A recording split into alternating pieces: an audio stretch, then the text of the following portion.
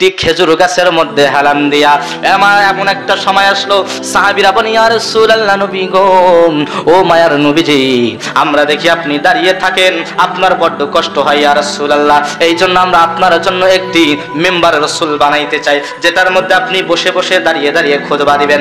আমার মায়ার নবীজি অনুমতি দিলেন, সাহাবীরা এবার একটি মিম্বারে রাসূল বানাইলেন। অর্থাৎ আমরা যে মসজিদের মধ্যে একটা 3টা সিঁড়িওয়ালা দেখতে পাই, আছে না নাই? মসজিদে আছে না নাই? যে মসজিদে জুমার নামাজ হয় ওই মসজিদে কিন্তু ওইটা আছে, অর্থাৎ ওটাকে মিম্বারে রাসূল অর্থাৎ মিম্বার বলা হয়। কি বলা হয়? আপনার এলাকার মেম্বার নেই না, এটা অন্য রকমের মেম্বার।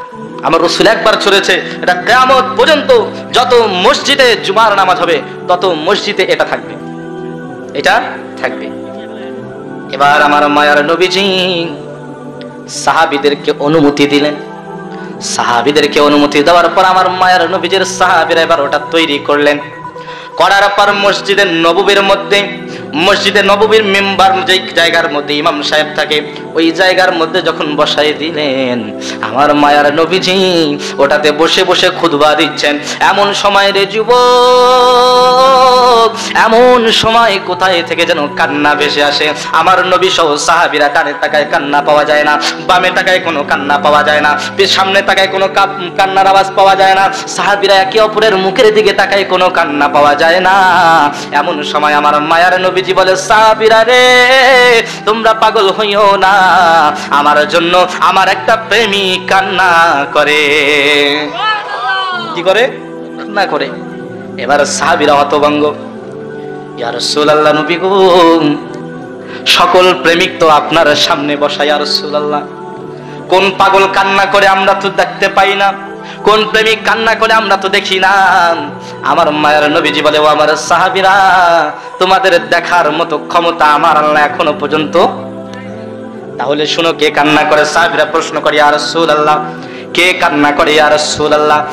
আমার মায়ের নবীজি রাহমাতাল লিল আলামিন ডাক দিয়া বলে, ও আমার সাহাবীরা রে, তোমরা গতবার এই মেম্বার তৈরি করার পূর্বে যাকে এই জায়গা থেকে কেটে ফালাই দিছো, উস্তুনে হান্নানা খেজুরের গাছ আমি নবীর বিরহে কান্না করে। আচ্ছা বলেন, খেজুর গাছ মৃত না জীবিত? জীবিত। কিভাবে জীবিত? ওকে তো কেটে ফেলানো হয়েছে, ফালাই দিছে। আমাদের পরিভাষায় যদি আমরা কোনো গাছকে কেটে ফালাই দিই, ওই গাছটা কি আর জীবিত থাকে? জীবিত থাকে। উস্তুনে হান্নানা দেখেন আমার রাসূলের প্রেম তার ভিতরে কিরকম ছিলেন। উস্তুনে হান্নানা কান্না শুরু করলেন। আমার রাসূল বলে, উস্তুনে হান্নানা কান্না করো কেন? বলি, ইয়া রাসূলুল্লাহ, আপনার সাহাবীরা আমাকে আপনি থেকে আলাদা করে দিয়েছে।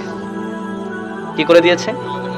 ইয়া রাসূলুল্লাহ, আপনার সাহাবীরা আমাকে আপনি রাসূল থেকে আলাদা করে দিয়েছে। ইয়া রাসূলুল্লাহ, ইয়া রাসূলুল্লাহ, নবী গো, ও মায়ার নবীজি, ইতিপূর্বে আপনি রাসূল, আমি উস্তুনে হান্নানার পিঠের মধ্যে পিঠটা লাগাইয়া আপনি রাসূল খুতবা দিতেন, আমি উস্তুনে হান্নানার বড্ড ভালো লাগতো। ইয়া রাসূলুল্লাহ, নবী গো, ও মায়ার নবীজি, যখন আপনার কাছ থেকে আমাকে সরাই দিছি ইয়া রাসূলুল্লাহ, আমি আর বিরহে কান্না করি ইয়া রাসূলুল্লাহ, আমি আর সহ্য করতে পারি নাই ইয়া রাসূলুল্লাহ, আমি আপনার প্রেমের বিরহে এতদিন দীর্ঘদিন আপনার কদমে ছিলাম, আপনার পিঠ মুবারকের মধ্যে লেগেছিলাম ইয়া রাসূলুল্লাহ, আজকে আমাকে আলাদা করে দেওয়া হয়েছে গো নবী।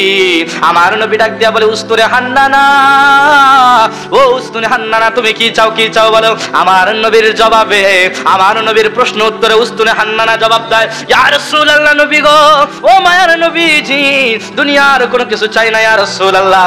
আমার নবী বলে, উস্তুনে হান্নানা, ও উস্তুনে হান্নানা, তুমি যদি চাও আমি রাসূল তোমাকে আবার পুনরায় জীবিত করে দেব। শুধু এমন জীবিত করব না, না না, তোমাকে আমি এমন জীবিত করব কিয়ামত পর্যন্ত তোমার গাছের মধ্যে খেজুর ধরবে। কিয়ামত পর্যন্ত তোমার গাছের মধ্যে কি ধরবে? খেজুর ধরবে। এবার উস্তুনে হান্নানা বলি, ইয়া রাসূলুল্লাহ, ইয়া হাবিবাল্লাহ, নবী গো, আমি খেজুর চাই না ইয়া রাসূলুল্লাহ, ইয়া রাসূলুল্লাহ, আমি খেজুর চাই না। আমার মায়ের নবীজি বলে, উস্তুনে হান্নানা, তাইলে কি চাও?